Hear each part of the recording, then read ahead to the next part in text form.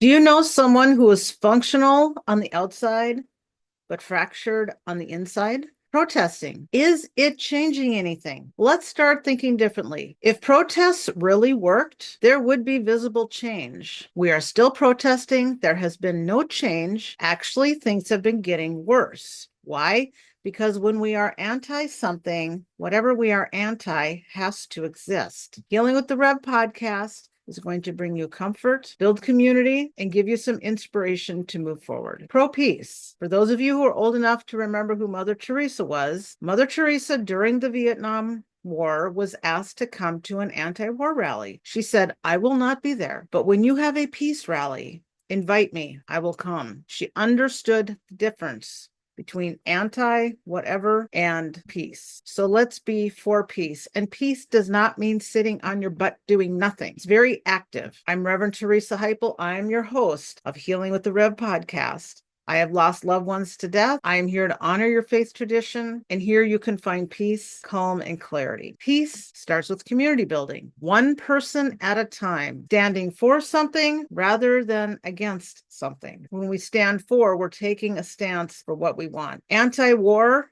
anti-ice, or whatever is going on today as you are listening to this, whatever we are anti really does have to exist. We're giving power over to whatever it is we are wanting to not exist. If we want to abolish something, we need to be pro whatever that is. For this, we want pro peace. We want to be for peace. I don't think anyone would argue with me about that, but they haven't changed their mindset from something negative to something positive. So let's build something positive in this world.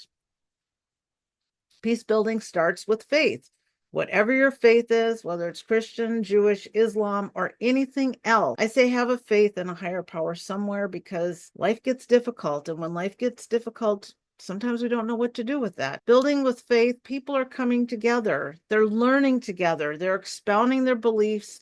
They're expounding justice. And aren't we all wanting social justice? Seriously. Drum circles. It's a great way to release pent-up emotions. At my church, we have a drum circle. And when I go there, I can pound on the djembe drums, as you'll see on this picture. There's a lot of djembe drums. It's a great way because you can come up with your own rhythm and you can come up with your own chant in your head. It's pretty awesome. The podcast format, we're going to have real stories. I'm probably going to be talking more than doing interviews. I have a lot of experience in a lot of different things. I'm going to give you some practical tips and some uplifting interviews as we go along. Expressions of heartache, honoring our pain. This woman is feeling the weight of her loss. Whatever that loss is, she is not sure she wants to face reality. Sometimes reality is really difficult because reality is not someplace where we want to be. But we are here and we are now. And if you're listening to this, you're paying attention. So you are present in this moment. She appears to be afraid to see what is in front of her, whether she lost a spouse or a friend or a child or lost a job, gone into retirement, doesn't know what to do with her time. There's so many different kinds of ways of heartache, so many expressions of heartache. And whatever you're feeling, know that you are in great company and everything you feel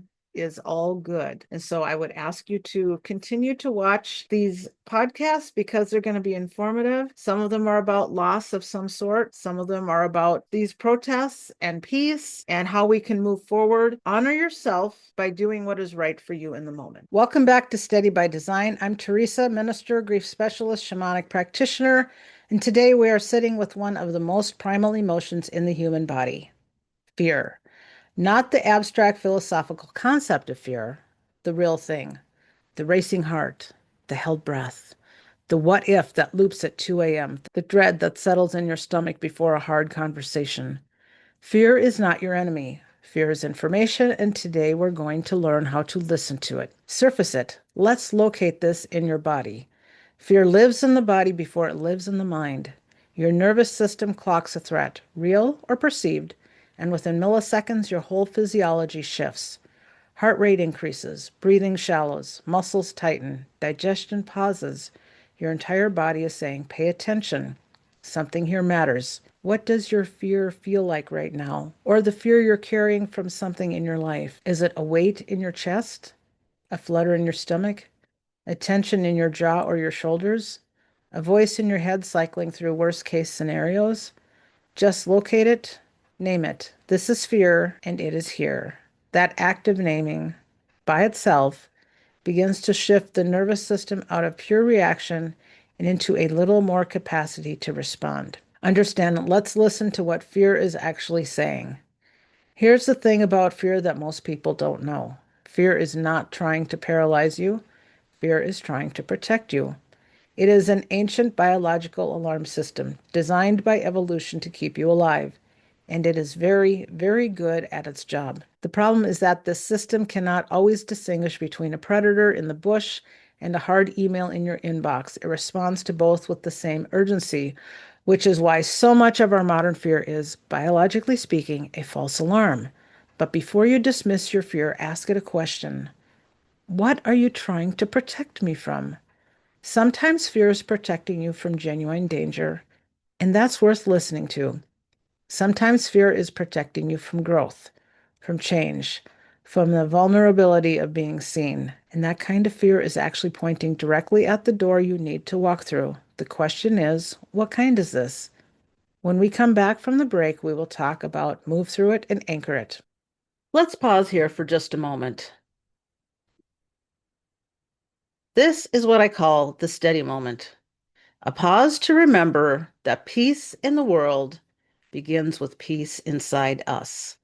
One thing I've learned from working with people over many years is that the world does not become peaceful through more reaction. It becomes peaceful through more steadiness. When your nervous system is regulated, your thinking becomes clearer, your decisions become wiser, and your presence alone begins to influence the people around you. That's the work I do through what I call steady by design. I help people regulate stress, restore clarity, and return to peace, both in their bodies and in their lives. Because when we become steady inside ourselves, we stop reacting to chaos and begin creating stability in the world around us. And that is where real peace begins. Book your discovery call using this QR code. Now, let's continue. Welcome back. Let's continue on with Move Through It. Move through it. Let's work with the fear instead of against it. There's a practice from somatic healing called orienting. Your nervous system, when it's in fear, narrows its focus. Tunnel vision. Everything shrinks to the threat. Orienting interrupts that pattern. Here's how. Slowly, very slowly, turn your head and look around the room you're in. Don't look for anything specific. Just let your eyes move. Notice what's there, the light, the objects, the space itself. Then name 5 things you can see, just out loud or in your head. Lamp, window, cup, book, plant. This is not a distraction technique. This is neurological reorientation. You are telling your nervous system, you are here. The threat is not in this room. You are safe right now, in this moment. Take a long breath. Long exhale. That is you moving through fear rather than being moved by it. Anchor it. Here is what I want you to remember. Courage is not the absence of fear. Courage is what happens when you feel afraid and you move anyway. Every single person you have ever admired for their bravery was afraid. The fear didn't disappear. They learned to carry it differently. You can do that too. Fear means something matters to you. Fear means you're alive and paying attention. Fear means there is something here worth caring about. Honor it. Listen to it. And then decide from a grounded place, not a reactive one, what you want to do next. Your anchor. I can feel afraid and still be safe. I can feel afraid and still move forward. If you have enjoyed this episode, please like, follow, and subscribe here. Your follow and subscribe allows me to make better quality content for you. I will bring in guests on occasion. If this message resonates with you, I bring the Steady by Design framework to organizations, communities, and events that want to lead with clarity instead of reaction. I'd love to continue the conversation. Thank you for trusting me with this one. Fear is real. You are not weak for feeling it. Steady by Design is available in beta at http://steady-by-design.netlify.app. Until next time, stay steady. You were designed for this.